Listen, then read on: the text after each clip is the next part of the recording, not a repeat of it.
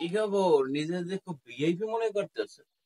একটা মনে করেন যে একটা ফিটফাট ড্রেস পরে 15,000 টাকা বেতনে পাইতেছেন, শিক্ষিত মা।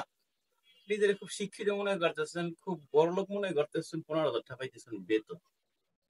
আর ফেসবুক স্ট্যাটাস দিতেছেন এইভাবে রিস্কালাদেরকে অপদস্থ করা কোনোভাবেই ঠিক হইতেছে না। এটা আসলে ঠিক না। তাদের বুঝাইয়া রোডের বাহিরে পাঠাইতে হবে। আরে মেয়ে আমের আগে কইতেছে, আমার বড়লোক চিন্তা ভাবনা বাদ দেন। আপনি নিজের আগে গরিব ভাবে, আপনি শিক্ষিত হইছেন, আপনি ফিটফাট ড্রেস পরতেছেন, আপনি মাসে কামাইতেছেন 15,000 টাকা। আর এক লোক দেখতে কালো, সেরা ফাটা জামা কাপড়, অশিক্ষিত, গ্রামের গেয়ে ভূত, সে কামাইতেছে 30,000 টাকা। তারা আপনি বলতেছেন গরিব, আরে গরিব মানুষ, গরিব মানুষ এরকম অত্যাচার করা ঠিক না। তার খাবার দাবার সম্পর্কে কোনো ধারণা আছে? আগে খাইতে কারিকের বিড়ি, এখন খায় গাঁজা। প্রতি বেলায় সে গাঁজা খায় কম করে হইলো 5 বেলা। আগে কিন্তু কারিকের বিড়ি। আপনি কোন এলাকায় আছেন? হ্যাঁ, নিজের খুব বড় লোক ভাবতে আছে। আপনি কোন ঘোড়ার ডিমের বড়?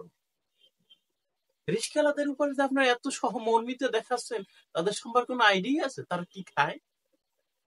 তারা ভাই চায়ের দোকানে যদি খাইতে ঢুকে 1 লাখে মনে করেন 200 টাকা খাইয়ে বাইরে। আমি তো মনে হয় সপ্তাহে 200 খান। আমি আবার শিক্ষিত হয়ে গেছি। আপনি কোন ঘোড়ার ডিমে শিক্ষিত? হুম? আপনি কিসের বড়লোক? আপনি নিজের আর কে বড়লোক ভাবা বন্ধ করেন। আপনি নিজের কি অনেক বড়লোক ভাবতে আছেন? আমি তো মোটেও বড়লোক না। বড়লোক হচ্ছে তারা, তারা মনে করেন যে অবস্থা, তারা মাসে ইনকাম করে 30,000, আর আপনি মাসে ইনকাম করেন 15,000, আপনার 50% তারা। আর তাদের কইতেছেন গরিব। তারা এই গরিবের সেকশনে আইসে, তারা এই গরিবের অপশনটা ব্যবহার করেই তো আপনার মনে করেন মন মানসিকতা নষ্ট করতেছে।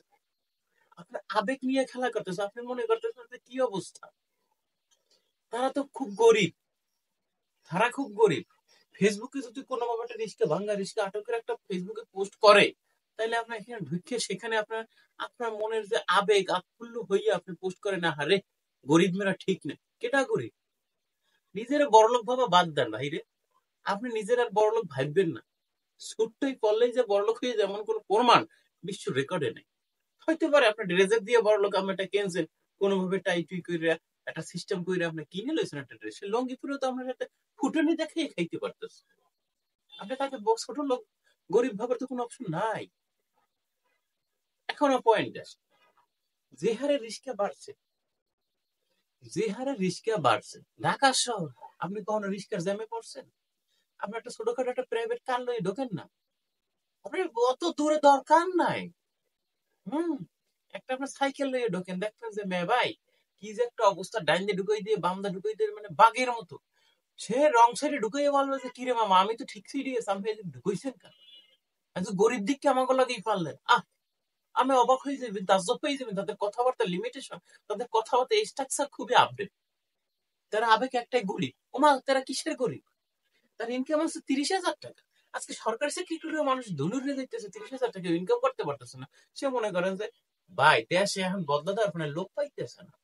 ধান কাটার সিজনে, ধান কাটার সিজনে কোনো লোক নাই। 800-700 টাকা দিন মজুরি দিয়েও কেউ লোক পাইতেছে না। সব ঢাকায় সে রিক্সা চালাইতেছে। রিক্সা চালাইতেছে ভালো কথা, রিক্সা একটা লিমিটেশনের ভিতরে থাক। তারা এখন মনে করেন রিক্সা তো আর রিক্সা চলে না, এখন তো প্লেন চলে, হেলিকপ্টার চলে, আকাশ থেকে ওড়ে। তারা এখন ফ্লাইওভার থেকে শুরু করে সুযোগ সুবিধা পাইলে পদ্মা সেতু দিয়ে একটা ডিপ মারতে পারবেন। আপনি প্যাসেঞ্জার হয়ে যাইয়েন, কোনো ব্যাপার না। এপার ওপার যাইবেন পদ্মা সেতুতে রিস্কে। এই যে টেসলাতে এখন একটা শুরু হয়েছে, তাদের যে অবস্থা, তারা যে কি পরিমাণে একটা জ্যাম জট সৃষ্টি করতেছে, বিশেষ করে ঢাকা শহরে। এটা আপনি দাঁত টের পাইবেন না। আপনি ঢাকাকে আসতে হইবে, ঢাকার রাস্তায় 2 দিন ঘুরতে হবে, তারপরে আপনার মুখ থেকে অটভাবে গালি বাহিরে যে মা দাঁড়বো। ঠিক আছে, যখন এটা বাহির হবে তখনই বুঝতে হবে যে আপনি আসলেই এখন অতিষ্ঠ, আপনি আসলেই এখন গরিব হয়ে যাইতেছেন। আপনি সেই আগের বড় লোকের ভাবটা নাই, সেই 15,000 টাকা ভাবার নাই। 30,000 যারা পাইতেছে তাদের আপনি ছোট লোক এখনো সবাই দিতে আছেন, তারা তো আবেগ নিয়ে খেলতে আছে।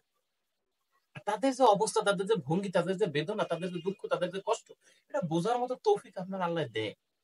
আপনার ধরবেন তাদেরকে, আমার বউ অসুস্থ, আমার মা অসুস্থ, আমার বাপ অসুস্থ, আমার কিস্তি আছে, আমার হাং আছে, আমার টাং আছে, আমি প্রথম উঠছি রোডে, বাবারে আমি রোড চিনি না, আমি এই প্রথম আসবো, 4 দিন থেকে গাড়ি চালাই, ইত্যাদি ইত্যাদি। এই যে প্রশ্নগুলো, এগুলো আগেই ফাঁস হয়ে গেছে। এখন প্রশাসনও জানে যে আসলে এরা এরকম ভাবে আবেগ নিয়ে খেলে, এরা এরকম ভাবে সিস্টেমে আগাই যেতেছে, কিন্তু আদৌ তাদের এই সমস্যাগুলো নাই। তা আশা করি কেউ ভাই ফেসবুকে আবেগ আবেগ ঘন পোস্ট করিবেন না।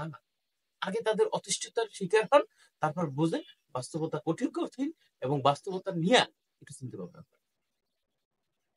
ভালো থাকে।